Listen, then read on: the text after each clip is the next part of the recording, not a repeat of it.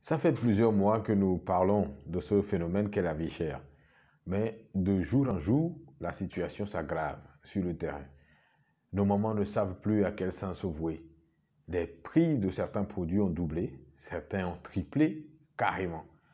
Alors, les dirigeants de beaucoup de pays africains, avant de penser à une éventuelle solution, disent d'abord que c'est un phénomène général, que ça touche tous les pays du monde. C'est une excuse. C'est une des raisons, mais ça ne peut pas expliquer tout. Alors, les produits qui rentrent dans notre alimentation de base sont produits localement. Je peux citer par exemple le maïs, le manioc, l'igname, le haricot, etc. Mais ces produits également sont devenus très chers sur le terrain.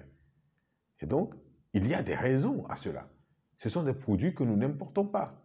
Alors, nous ne produisons pas assez. C'est ça la vraie raison. Les conditions climatiques ne sont plus favorables pour les paysans, nous le savons tous.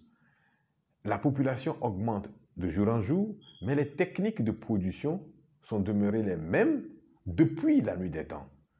Il faut changer les moyens de production. Et ça doit être un programme ou des programmes que nos gouvernements, parce que nous avons presque les mêmes problèmes dans tous les pays, doivent mettre en place pour permettre aux populations de vivre aisément. Quand la production est abondante, c'est clair que les prix seront abordables. C'est la loi de l'offre et de la demande. Ça, c'est clair.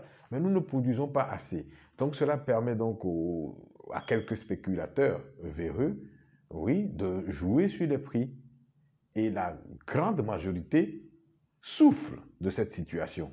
Les produits que nous importons, on peut comprendre que ces produits sont devenus très chers et que nous n'ayons pas de contrôle sur ces prix. Le riz et autres produits.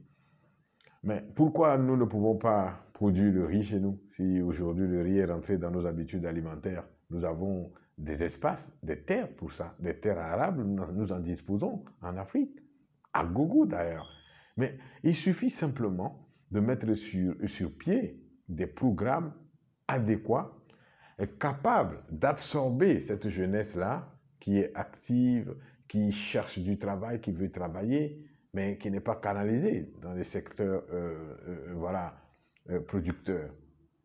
Et c'est ce qui va permettre à nos pays de sortir de ces genres de situations. Nous ne pouvons pas vivre uniquement aux dépens des autres et dire que c'est une situation générale et ne pas s'attaquer aux vrais problèmes. Hein? Cette agriculture, nous ne pouvons plus la pratiquer ainsi.